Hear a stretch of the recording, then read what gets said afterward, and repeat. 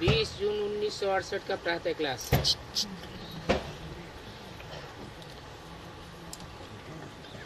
बाप का पहला पहला सबक क्या है?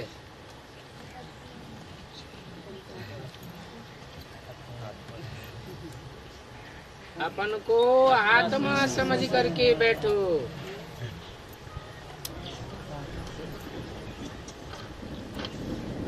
ये है मन मना भव का फाउंडेशन।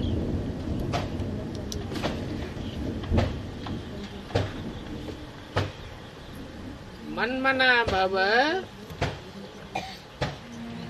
ये संस्कृत का अक्षर है, अर्थात मत मना भव। मत माने मेरे, मना माने मन में, भव माने समाज।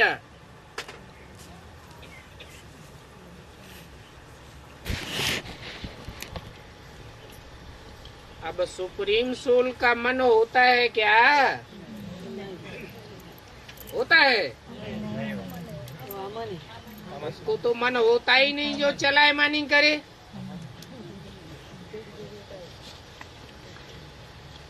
तो फिर कौन बोला?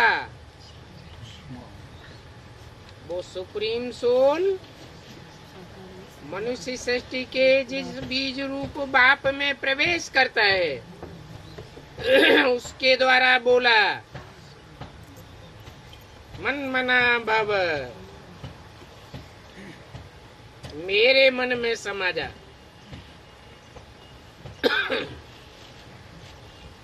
अर्थात मेरे मन के समान स्थिति बना ले और सारी दुनिया के मनुष्य मात्र की स्थिति एक के समान बन जावेगी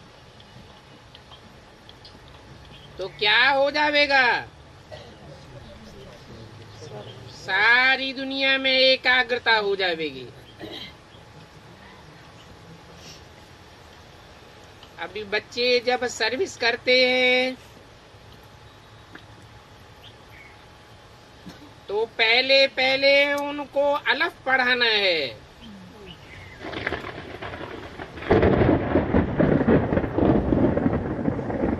अलफ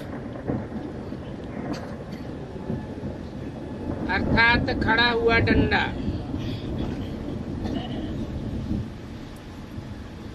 पहला अक्षर। ये नहीं कहा बिंदु पढ़ाना है या नुक्ता पढ़ाना है। छोटे बच्चों को भी कब नहीं कहना चाहिए कि बिंदु को याद करो।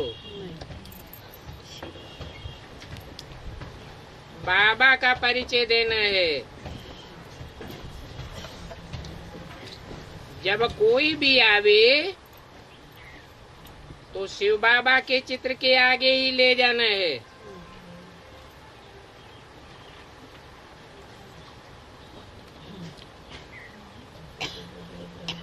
जो प्राइमरी शिक्षा लेने वाले ब्राह्मण हैं वो शिव बाबा बिंदी को कहेंगे, परंतु बिंदी का तो कोई चित्र ही नहीं होता। बिंदी चित्र है या विचित्र है? वो तो विचित्र हो गया, चित्र के विपरीत। उसका चित्र नहीं खींचा जा सकता। तो ये कहना कि ज्योति बिंदु शिव के चित्र के सामने ले जाना है, ये रंग हो जाता है। शिव बाबा के सामने ले जाना है। शिव बिंदी का नाम है और बाबा साकार का नाम है। वो सदा शिव कोई मुकर्रर साकार रथ में प्रवेश करता है, वो अलफ है।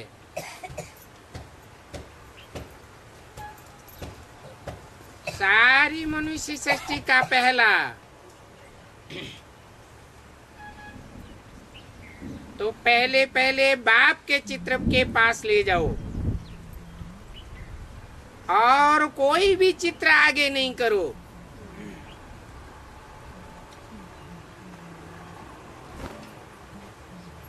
भक्ति मार्ग में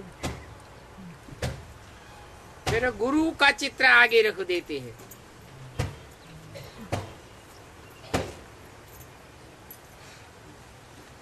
अब गुरु तो ढेर के ढेर हैं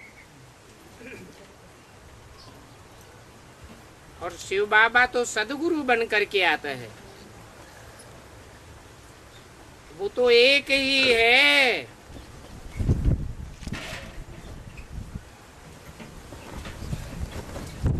जिनको भी समझाओ उनको भी कहना है कि बाबा कहते हैं अपन को आत्मा समझ मुझ बाप को याद करो।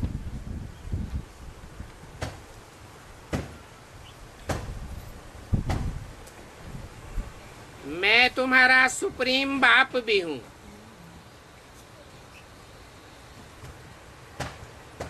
जो कहने वाला है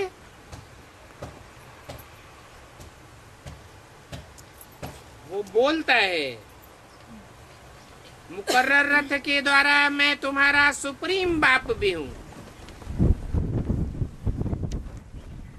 सुप्रीम टीचर भी हूं, सुप्रीम गुरु भी हूं।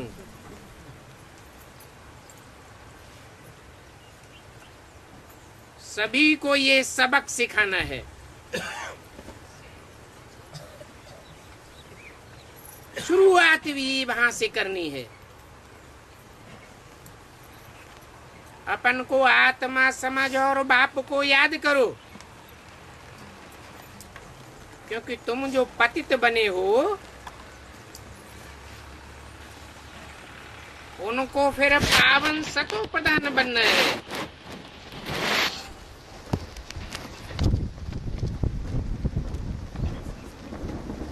संग के रंग से ही पावन बनेंगे।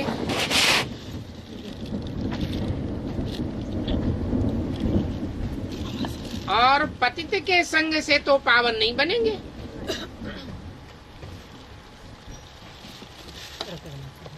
मैं तो पतित तन में आता हूँ,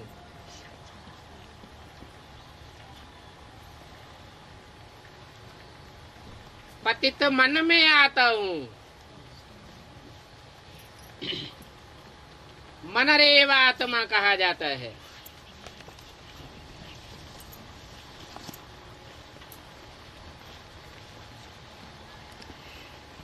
मन को परम पिता परमात्मा नहीं कहा जाता।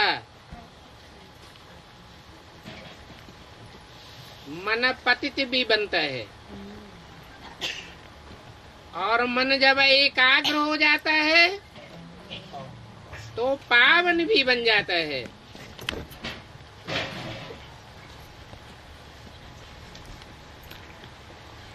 तो मुझ बाप को याद करो जो सदा शिव है, सदा मन है।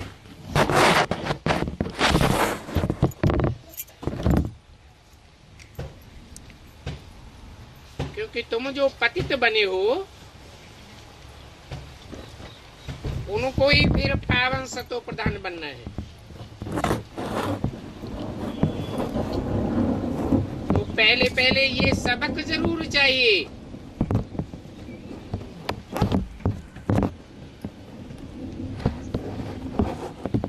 कि तुम मन रूपी आत्मा हो,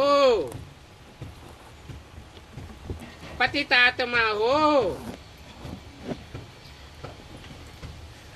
जो सदा शिव है, सदैव मन है। सुप्रीम बाप को याद करो।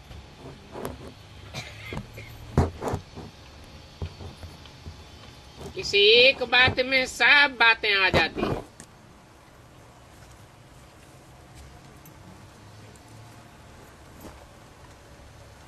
रूहानी ज्ञान की शुरुआत यहाँ से होती है और अंत में भी क्या रह जाएगा? मैं आत्मा ज्योति बिंदु स्वरूप।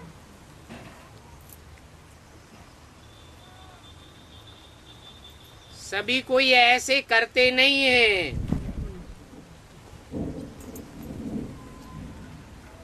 नहीं तो जहां भी सर्विस में निकले पहले अपन को उस स्थिति में स्थित करें, फिर औरों को भी समझावे।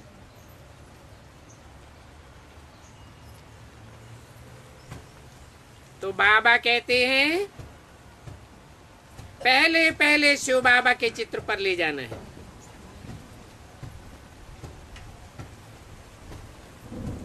ये नहीं कहा शिव बाप के चित्र पर ले जाना है।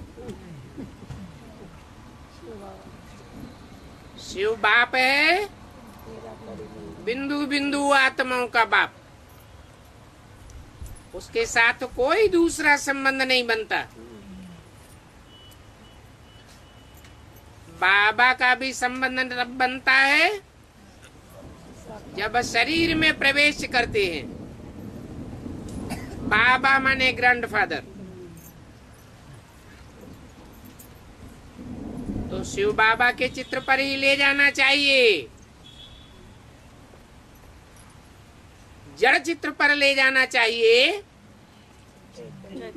या बुद्धि को चैतन्य चित्र की तरफ मोल्ड कर देना चाहिए। वो ही मोल्ड कर सकेंगे जिनकी बुद्धि में खुद बैठा होगा। ये बेहद का बाप है।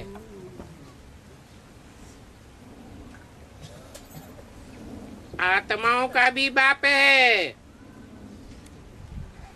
और मनुष्यों का भी बाप है। दोनों बाप एक ही चित्र में इकट्ठे हैं। तो बाप कहते हैं माम एकम याद करो।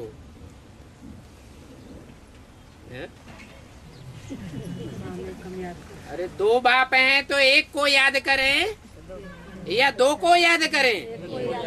हैं? याद तो एक को ही करना है जो सदा शिव है, जो रथधारी बाप है। वो तो खुद ही पतित है। जब शिव बाबा कहते हैं तो कौन सी बिंदी की तरफ कंसंट्रेशन जाना चाहिए? शिव बाप की तरफ कंसंट्रेशन जाना चाहिए। बल तन पतित है, परंतु उस पतित तन को भी कंट्रोल करने वाला कौन है? शिव बाप।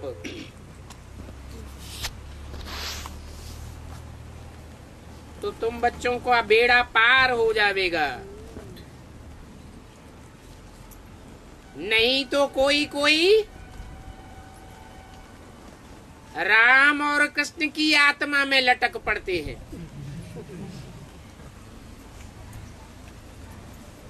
अरे राम और कृष्ण की आत्माएं तो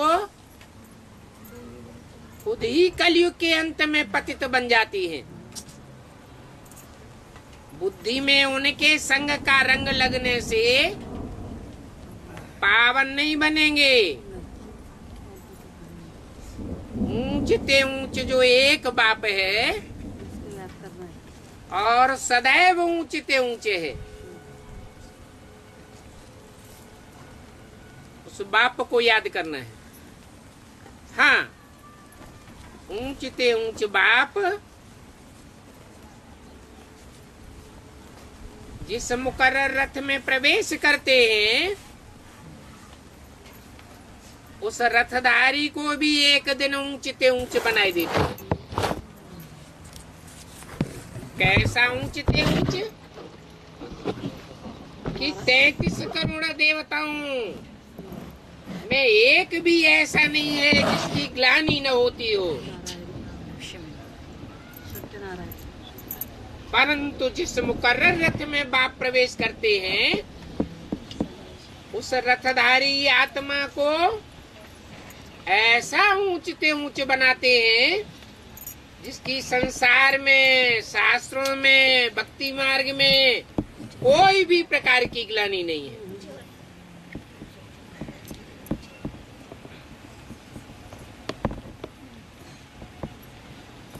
ऐसी याद करते करते तुम पवित्र दुनिया में पहुंच जाएंगे।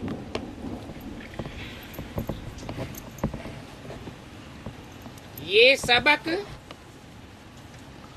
कम से कम 3 मिनट तो क्या, घड़ी घड़ी पक्का कराना है। पूछते रहो, बाप को याद किया, अपन को आत्मा समझा। ये बाबा बाबा भी है और नई दुनिया का रचयिता भी है। सारी सृष्टि का रचयिता है।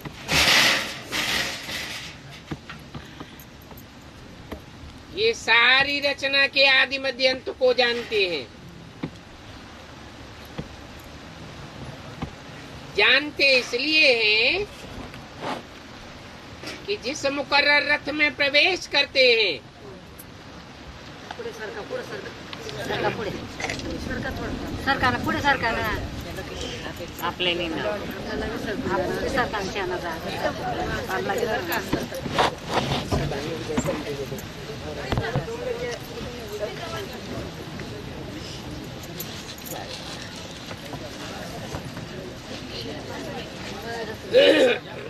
थोड़े भाई इधर आ जाओ। थोड़े भाई इकडे येऊ जा, बाकी आजा भाई इधर हो जाओ। सरकून घ्या मग काय नीचे आएंगे ही नहीं।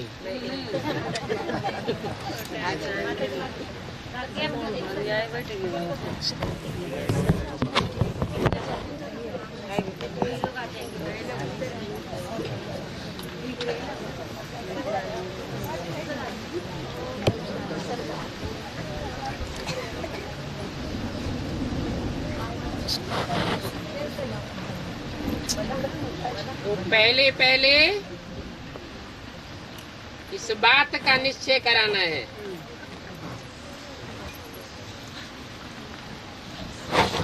कि वो आत्माओं का बाप सारी मनुष्य सृष्टि जो रचना है उसके बाप में आते हैं।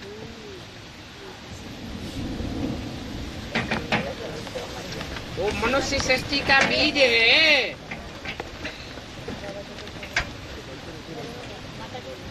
तो बाप को याद करते रहो। ये रचयिता और रचना की नॉलेज बाप ही देते हैं।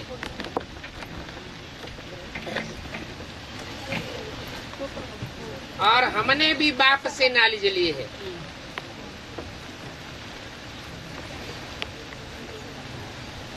जो नॉलेज हम आपको देते हैं, हम कोई अपनी बात नहीं सुनाते हैं। पहला पहला मंत्र ही ये पक्का कराना है कि अपन को आत्मा समझ, आत्माओं के बाप को जो मनुष्य सृष्टि के बाप में आया हुआ है। सारी मनुष्य सृष्टि का रचयिता है। को याद करो।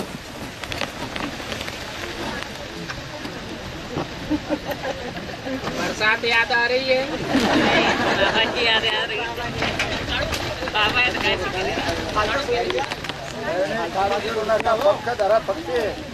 क्या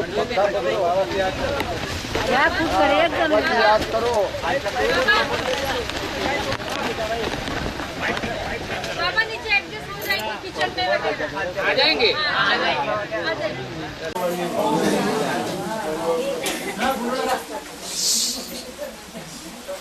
पहला मंत्र ये पक्का कराना है कि अपन को आत्मा समझ, बाप को याद करो तो धनी के बन जावेंगे। इस बात के ऊपर पहले समझाना है। जब तक यह बात न समझे तब तक एक कदम भी आगे नहीं बढ़ाना चाहिए। बाप का पूरा परिचय ही बुद्धि में नहीं बैठा तो समझो हमारे कुल का है ही नहीं।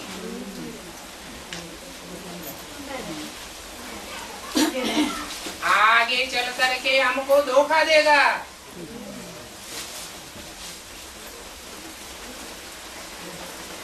मनुष्य सृष्टि के दूसरे कुल में चला जाएगा। जैसे द्वापर युग से ढेर के ढेर देवताएं कन्वर्ट होकर के और धर्मों में चले गए और भारतवासियों को धोखा दे दिया।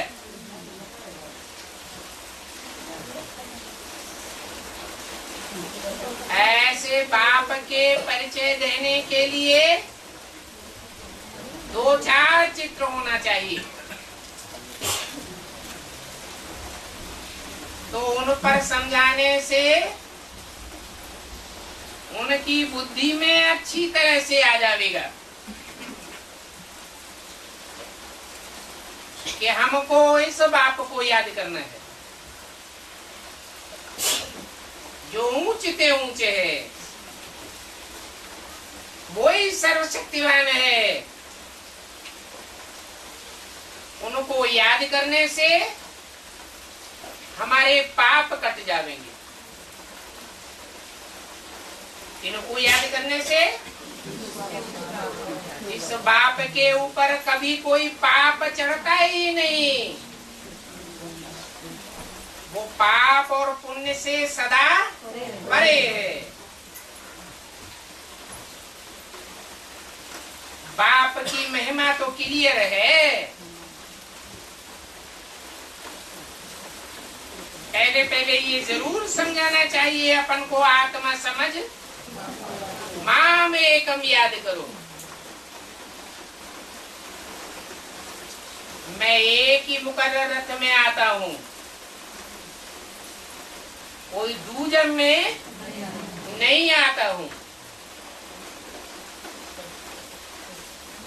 न मैं सर्वव्यापी हूँ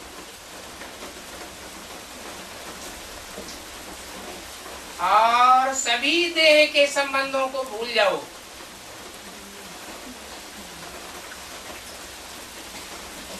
एक ही संबंध पक्का कर लो। एक के साथ हमारे सर्व संबंध हैं। वो हमारा बाप भी है, टीचर भी है, गुरु भी है, हमारा सब कुछ है। मैं सिख हूँ, मैं फलाना हूँ, ये सब बातें छोड़ करके एक को याद करना है।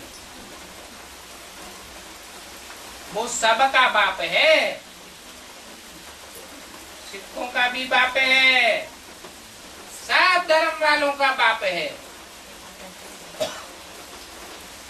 तो पहले बुद्धि में ये मुख्य बात बैठाओ।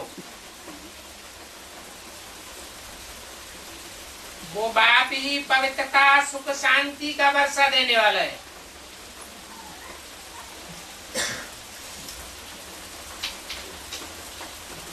पवित्रता का सागर है, सुख का सागर है, शांति का सागर है। वो ही वर्षा देने वाला है। वो बाप ही हमारे कैरेक्टर से सुधारते हैं। तो बाप को ख्याल आया कि पहला सबक इस रीति पक्का कराते नहीं है। जो बात पक्की करानी बिल्कुल जरूरी है। जितना ये अच्छी रीति कूटेंगे उतना बुद्धि में अच्छी रीति याद रहेगा। एक बाप दूसरा न कोई, क्योंकि एक बाप रचयिता के अलावा बाकी सब रचना है। सारी मनुष्य सृष्टि उस एक बाप की रचना है। तो पहले पहले बाप का परिचय दो। बल परिचय देने में 5 मिनट भी लग जाए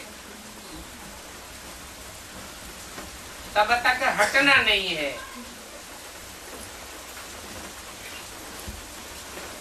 ऐसे समझावेंगे तो बहुत रुचि से बाप की महिमा सुनेंगे।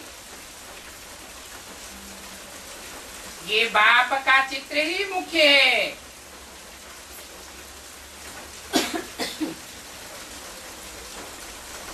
क्यों जितनी भी लगे इस बाप के चित्र के आगे क्यों लगनी चाहिए। ऐसे बाप का पैगाम सारी मनुष्य सृष्टि को देना है। पीछे है रचना का नॉलेज।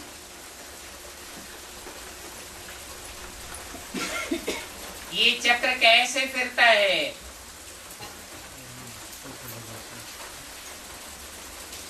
जैसे मसाला कूट कूट करके एकदम महीन बनाया जाता है ना, तो तुम भी इस ज्ञान को अच्छी तरह से कूट कूट के बुद्धि में भर दो। तुम्हारी ईश्वरीय मिशन है। तो एक एक बात बहुत अच्छी रीति बुद्धि में बैठानी है। क्योंकि बाप को न जानने के कारण सभी निर्धन के बन पड़े हैं। बाप का परिचय बुद्धि में नहीं बैठता है तो और तरफ भागते हैं।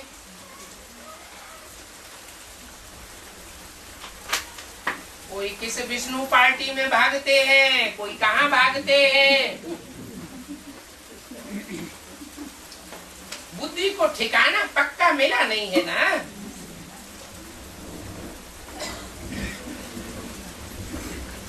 ऐसे भागने वालों को बाप का परिचय ही नहीं मिला है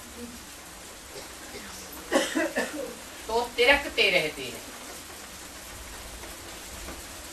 वो पूरा परिचय देना है। तिरकते रहते हैं, कभी इधर भटकते हैं, कभी उधर भटकते हैं। बाबा हमारा सुप्रीम बाप भी है, वो हमारा सुप्रीम टीचर भी है, फिर सुप्रीम गुरु भी है। तीनों ही बातें अच्छी रीति बताने से फिर सर्वव्यापी का ज्ञान बुद्धि से उड़ जाता है। गुरु तो ज्ञान देते हैं, टीचर पढ़ाई पढ़ाते हैं, तो फिर वो सर्वव्यापी कैसे होगा। ये बात तो पहले पहले बुद्धि में बैठा हो। बाप को याद करेंगे तब ही तुम पतित से पावन बन सकेंगे। क्योंकि बाप के सिवाय और सब पतित बनने वाले हैं।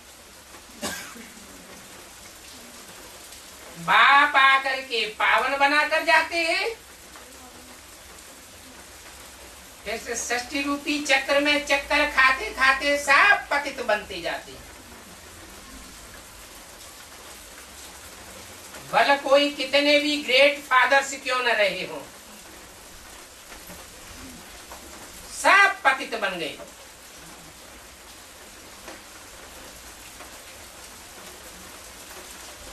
दैवी गुण भी धारण करने हैं,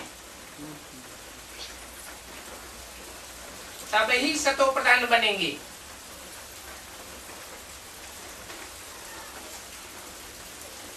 तुम उनको बाप की याद दिलाओ।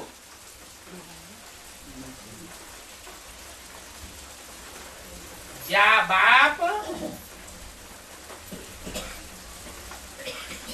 भले स्वयं निर्गुण है, परंतु जिस मुकर्रर रथ में प्रवेश करते हैं उसको पक्का पक्का सगुण बनाकर जाते हैं।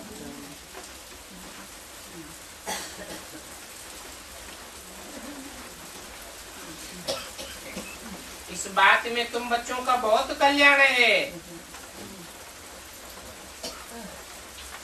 ऐसा कल्याण औरों का करते रहेंगे तो तुम भी मनमना भव बन करके रहेंगे। दूसरों को याद दिलाएंगे तो खुद याद नहीं आवेगी क्या? तुम पैगंबर हो, बाप का पैगाम देते हो ना,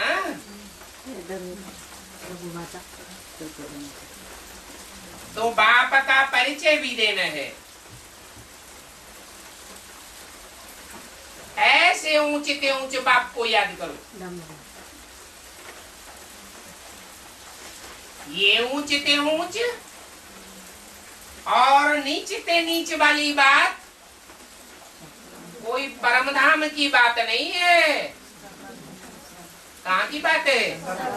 साकारी दुनिया की बात है। भारत में तो क्या सारी दुनिया में एक भी मनुष्य नहीं है जिसको ये पता हो कि हमारा बाबा हम सब आत्माओं का बाप भी है, सारी मनुष्य सृष्टि का बाप है और सारी मनुष्य सृष्टि को पढ़ाने वाला सुप्रीम टीचर है। सबकी सदगति करने वाला सदगुरु है।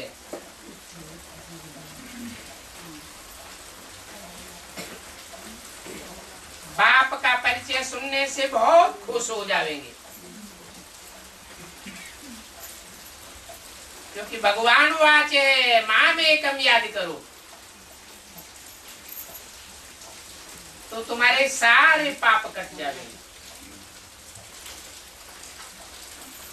ये भी तुम जानते हो, गीता ज्ञान के बाद फिर होती है महाभारत लड़ाई।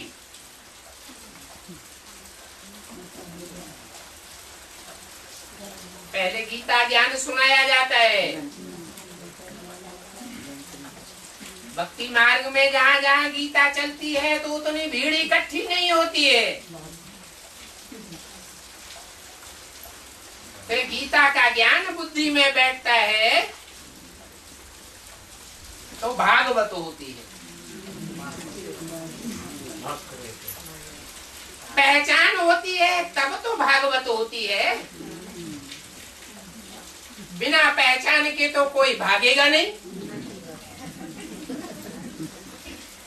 और भक्ति मार्ग में ये निशानी दिखाई गई है कि जहां जहां भागवत होगी वहां भीड़ इकट्ठी हो जाएगी। कहाँ की शूटिंग है? अभी गीता ज्ञान सुनाया जा रहा है तो कोई नहीं इकट्ठे होते। पब्लिक की भीड़ नहीं लगती है। भीड़ फिर भी भक्ति मार्ग के टंट घंट में लगी हुई है।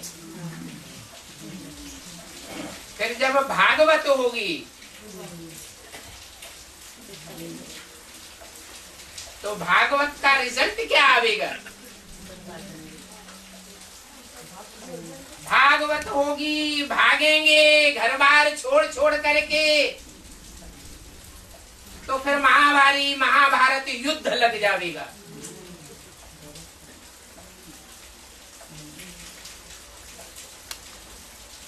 अभी कोई लड़ाई की बात ही नहीं है।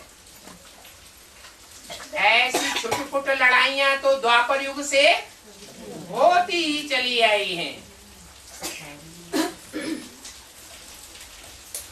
तुम्हारी लड़ाई है बाप को याद करने में, माया तुमको याद नहीं करने देती।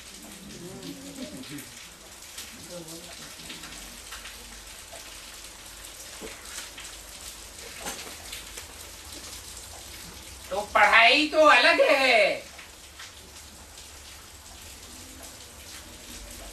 20 जून 1968 की वाणी का दूसरा पेज। बाकी लड़ाई है याद में, क्योंकि सभी देह अभिमानी बन पड़े हैं। अपन को देह समझने से देह के संबंधी तो याद आते हैं, लेकिन विदेही बाप याद नहीं आता है। तुम अभी बनते हो देही अभिमानी, क्योंकि आत्मा देही का तुमको परिचय मिला है। इसलिए तुम ही हो बाप को याद करने वाले। पहले पहले ये पक्का कराओ कि वह बाप भी है, सारी मनुष्य सृष्टि का बाप है। उस मनुष्य सृष्टि के बाप में जो भी आत्माएं हैं उन सब का बाप आया हुआ है। वो टीचर बन करके एक एक बात के हिज्जे हिज्जे करके समझाता है। टीचर का काम क्या होता है? जो पद्य पोएट्री होती है, जो गद्य प्रोज होती है, प्रोज और पोएट्री की किताब होती है ना,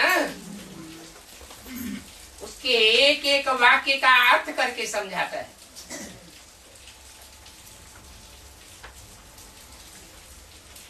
तो वो बड़े से बड़ा टीचर भी है और सारी सृष्टि की सदगति करने वाला सदगुरु भी है। एक भी आत्मा इस सृष्टि पर ऐसी नहीं रह जाएगी जो दुर्गति में पड़ी रहे।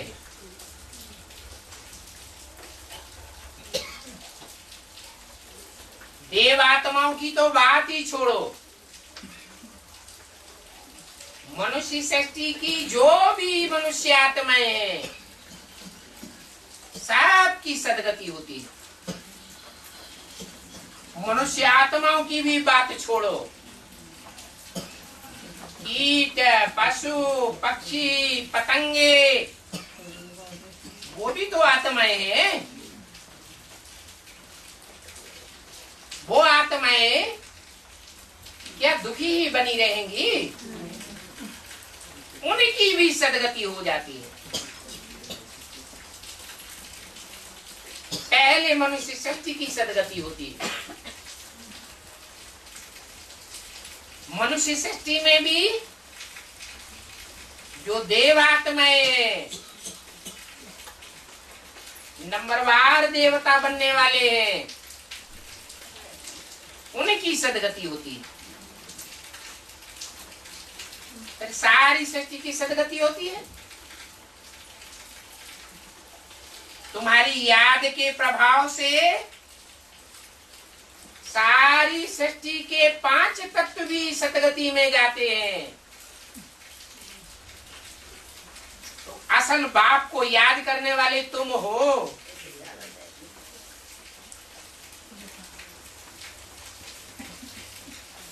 ऐसे बाप टीचर सदगुरु की बात हम सुने या मनुष्यों की बातें सुने? मनुष्य तो खुद की भी दुर्गति करते आए हैं और सारी सृष्टि की दुर्गति होती आई है। मनुष्य गुरुओं की बातें सुनते सुनते सारी दुनिया पतित हो गई। मनुष्य मत पर इतने सारे ढेर के ढेर शास्त्र बने हैं। मनुष्य मत पर बनाई हुई शास्त्रों पर तो हम बहुत चले हैं। ये शास्त्र बनाए हैं मनुष्यों ने, उसको कहेंगे मनुष्य मत, न कि भगवान की मत।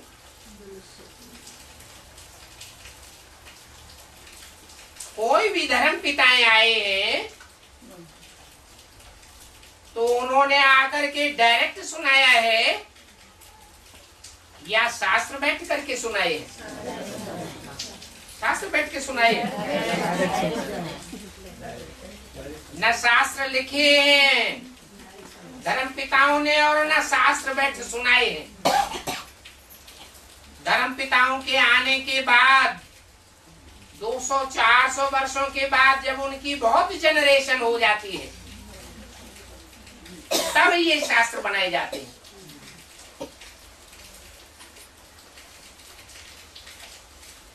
उन मनुष्य धर्म पिताओं के फॉलोअर्स के द्वारा। ऐसे ही बाप जब इस सृष्टि पर आते हैं तो कोई शास्त्र लिख करके नहीं सुनाते हैं, वो तो डायरेक्ट मुख से सुनाते हैं।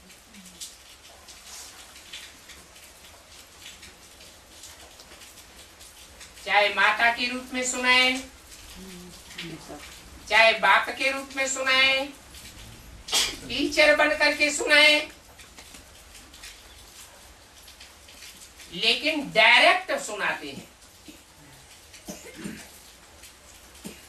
उनकी सुनाई हुई बातों का कोई शास्त्र बने ही नहीं सकता।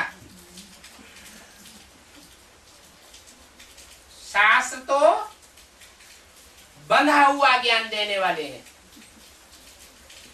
और भगवान का ज्ञान तो शास्त्रों में बांधा ही नहीं जा सकता। इसके लिए तो गायन है, सारे सागर की स्याही बनाओ और सारे जंगल की कलम बनाओ तो भी भगवान का ज्ञान खूटने वाला नहीं है।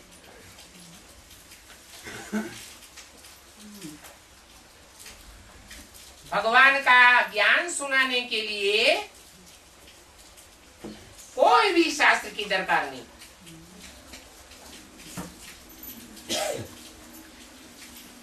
वो शास्त्र तो मनुष्य मत है और ये है ईश्वरीय मत। तो ईश्वरीय मत बड़ी ठहरी या शास्त्र मत बड़ी ठहरी? शास्त्र जो पढ़े हुए हैं उनकी भी है मन मत, मनुष्य मत। मनुष्यों के बनाए हुए शास्त्र हमने आधा कल्प पढ़े हैं।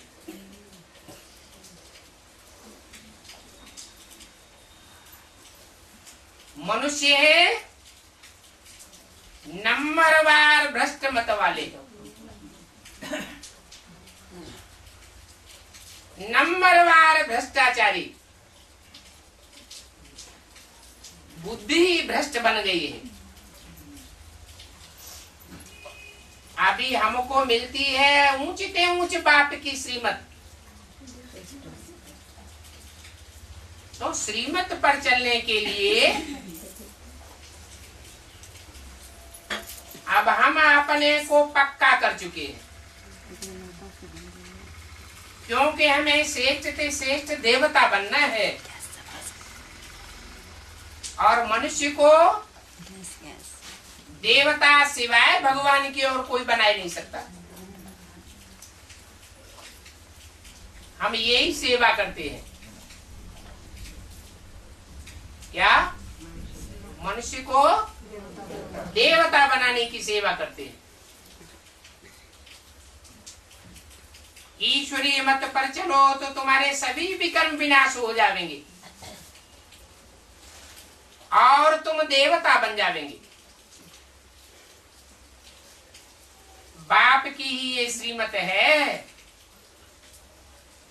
कि ऊंचे ऊंचे देवता बनने के लिए मुझे ऊंचे ऊंचे एक बाप को याद करो। षष्ठी का चक्र जो समझाते हैं ये भी ऊंचे ऊंचे बाप की मत है। तुम भी पवित्र बनेंगे और बाप को याद करेंगे तो बाप कहते हैं मैं साथ ले जाऊंगा। बाबा बेहद का रूहानी पंडा है। उस पांडव के बच्चे तुम सब पांडव हो। वो है पंडा, तुम हो पांडव। उनको बुलाते भी हैं हे पतित पावनाओ, हमको पावन बना करके इस पतित दुनिया से वापस ले चलो।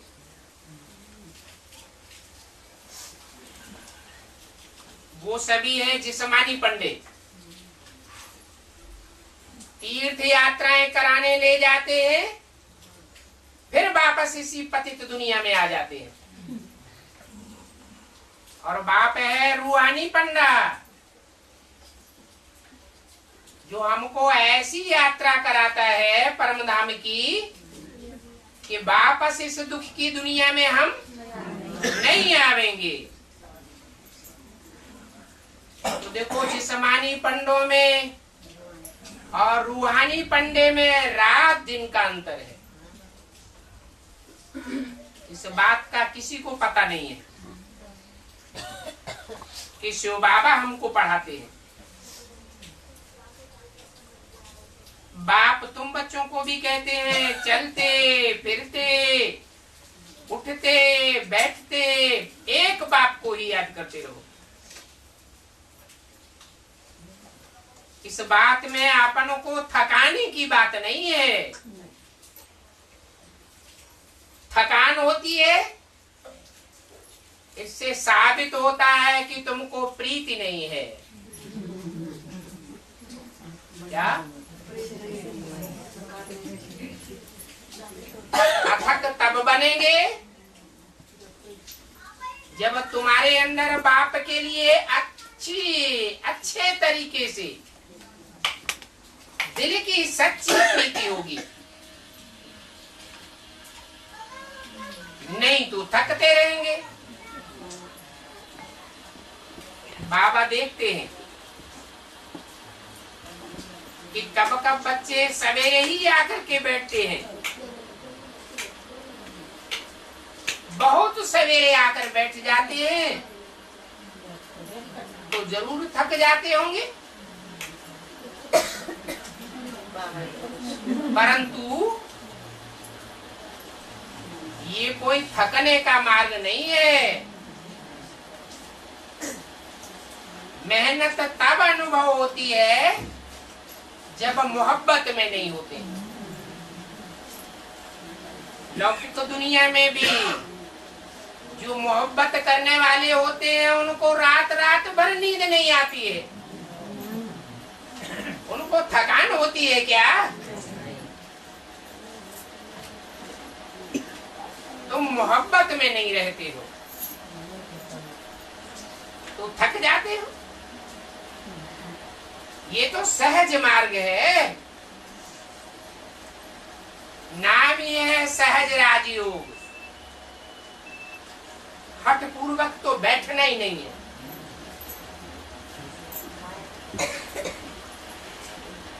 जब थकान अनुभव होती है तो हठयोग हो जाता है। बल चक्कर लगा करके आओ, घूमो फिरो, बहुत रुचि से बाप को याद करते रहो। बाबा बाबा करके बहुत उछाल आनी चाहिए, परंतु उछाल भी उनको आवेगी जो हरदम बाप की याद में रहेंगे। कुछ न कुछ जो खाद है, 63 जन्मों की विकारों की खाद तो है ना, उसको निकालना है।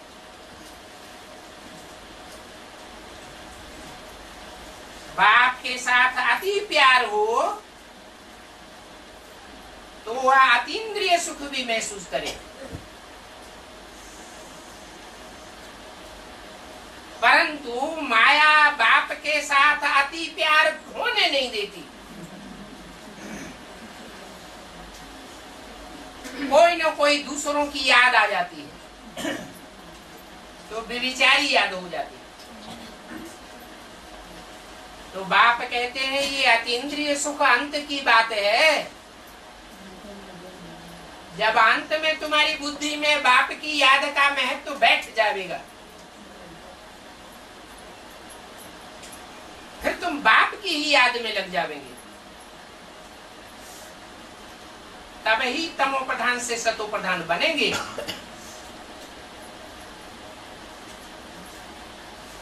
ये योगाग्नि है, सोने को साधारण अग्नि में डाला जाता है तो चेंज नहीं होता है। सोना जब तीव्र अग्नि में डाला जाता है तो सारी खाद निकल जाती है। तुम्हारे अंदर भी याद की तीव्र अग्नि जलेगी तो सारी खाद निकल जाती है। फिर तुम्हारी खुशी का पारावार नहीं रहेगा। अतीन्द्रिय सुख में झूमते रहेंगे, सारी दुनिया हाय हाय करेगी और तुम अपनी मस्ती में मस्त रहेंगे। इन सभी बातों का वर्णन ही यहाँ होता है। इसीलिए गायन भी है, अतीन्द्रिय सुख पूछना हो तो गोपी वल्लभ के गोप गोपियों से पूछो। जिन गोप गोपियों को भगवान बाप बैठ पढ़ाते हैं। गोप गोपी क्यों कहा जाता है? क्योंकि गुप्त पढ़ाई पढ़ते हैं। दुनिया वालों को इस पढ़ाई की श्रेष्ठता का पता ही नहीं है कि इनको भगवान बाप बैठ पढ़ाते हैं, जो कहते हैं मुझे याद करो। बाप की ही महिमा बताना, बाप को याद करके बाप से वर्षा लेना है। वो वर्षा देने वाला एक ही बाप है। गुरु से कोई को वर्षा नहीं मिलता है। सदगति का वर्षा तो एक ही बाप से मिलता है। वो एक ही बाप वर्षा देने वाला है। सभी को सदगति मिलती जरूर है, परंतु एक जैसी सदगति तो मिल न सके। पहले पहले सभी जावेंगे शांति धाम, नंबरवार जावेंगे या एक साथ जावेंगे? नंबरवार जावेंगे तो नंबरवार सदगति मिलेगी। ये भी तुम्हारी बुद्धि में होना चाहिए।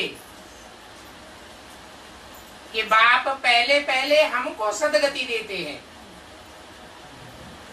और धर्म वालों को बाद में मिलती है।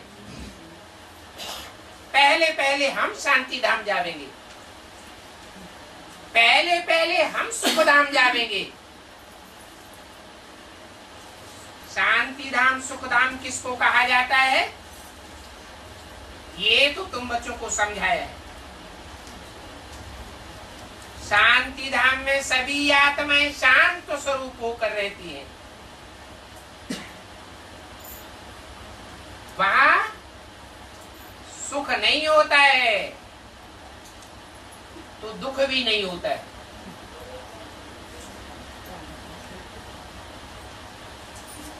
आत्माएं सुख दुख तब भोगती है जब शरीर धारण करें। बिना शरीर के न सुख भोगा जाता है न दुख भोगा जाता है। बाप का धाम तो है स्वीट साइलेंस होम। जैसे सारा दिन कोई काम करके थक जाता है तो रात में गहरी नींद सो जाता है। उसे गहरी नींद में सुख मिलता है या दुख मिलता है? न सुख मिलता है न दुख मिलता है। जब स्वप्न की स्टेज में होते हैं तो सूक्ष्म शरीर से आत्मा इधर उधर विचरण करती है, कभी सुख भोगती है कभी दुख भोगती है। तो बाप के घर में तो शांति ही शांति है, वहां देह या देहभान तो होता ही नहीं है। नाम ही है sweet silence home, tower of silence. उस टावर ऑफ साइलेंस को कोई इन आंखों से नहीं देख सकता। कैसे देख सकता है? तीसरे नेत्र से देख सकता है। वो आत्माओं का धाम है ना, तो आत्मिक स्थिति में रहने वाला ही स्वीट साइलेंस होम का अनुभव कर सकता है। वो साइंस घमंडी इन आंखों से जो चीजें देखते हैं उन चीजों पर ही उनकी बुद्धि चलती है। स्वीट साइलेंस के बारे में वो कुछ भी नहीं जानते। आत्माओं को तो इन आंखों से देखा नहीं जा सकता। आत्माओं को भी नहीं देख सकते तो परमपिता परमात्मा को भी नहीं देख सकते। हाँ, बुद्धि से समझा जा सकता है। जबकि आत्मा को ही नहीं देख सकते हैं तो बाप को फिर इन आंखों से कैसे देखेंगे? ये समझ की बात है। इन आंखों से नहीं देखा जा सकता। इसलिए भगवान वाच है, मुझे याद करो तो तुम्हारे पाप भस्म हो जाएंगे। परंतु ये बात किसने कही है? वो समझ नहीं सकते हैं। वो समझते हैं कृष्ण के लिए। कृष्ण को कितना याद करते हैं। कृष्ण को याद करते करते दिन प्रतिदिन व्यभिचारी होते जाते हैं।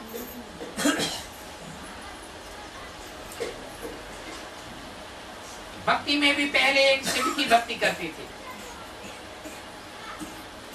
उस समय भक्ति सतो प्रधान थी तो एक को याद करते थे। फिर भक्ति तमो प्रधान बनती है तो अनेकों को याद करने लग पड़ते। लक्ष्मी नारायण को याद करेंगे, विष्णु को याद करेंगे। अब तुम तो जानते हो कि ऊंचते ऊंच तो एक ही भगवान है जो हमको वर्षा देते हैं विष्णु पने का। तुम विष्णुवंशी बनते हो ना।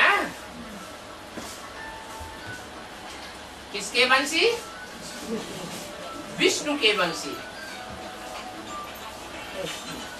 तुम्हारे में कोई विषय विकार नाम मात्र को नहीं रहता।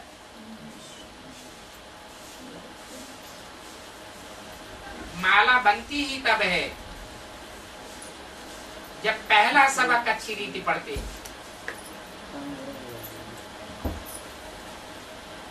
अपन को आत्मा समझ सदैव बाप की याद में रहना कोई मासी का घर नहीं है।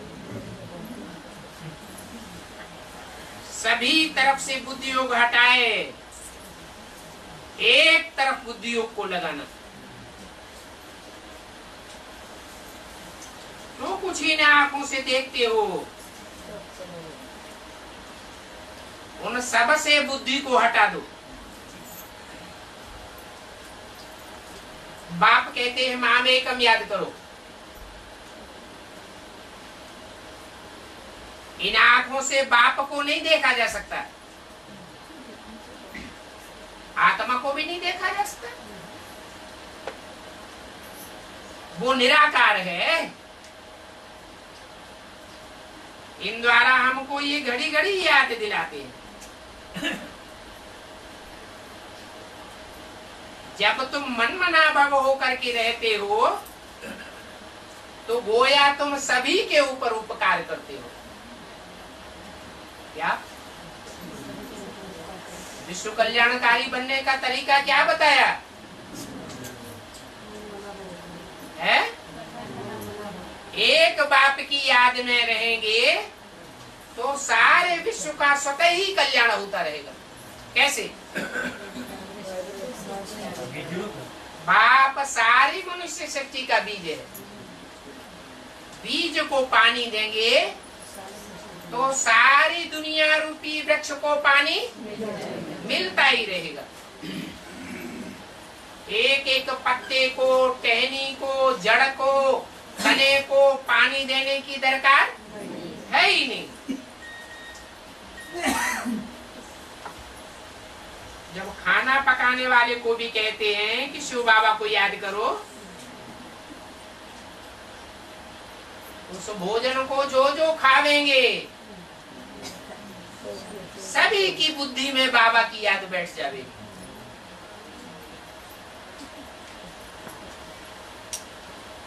क्योंकि दो प्रकार के संग दोष लगते हैं, एक संग दोष और दूसरा अन्न दोष। बाप की याद में भोजन बनावेंगे तो भोजन का संग बुद्धि में पड़ेगा। तो एक दो को बाप की याद दिलाना है। तो बाबा को याद करो, याद करते करते वो टेव पड़ जाएगी। पहले पहले है शिव बाबा।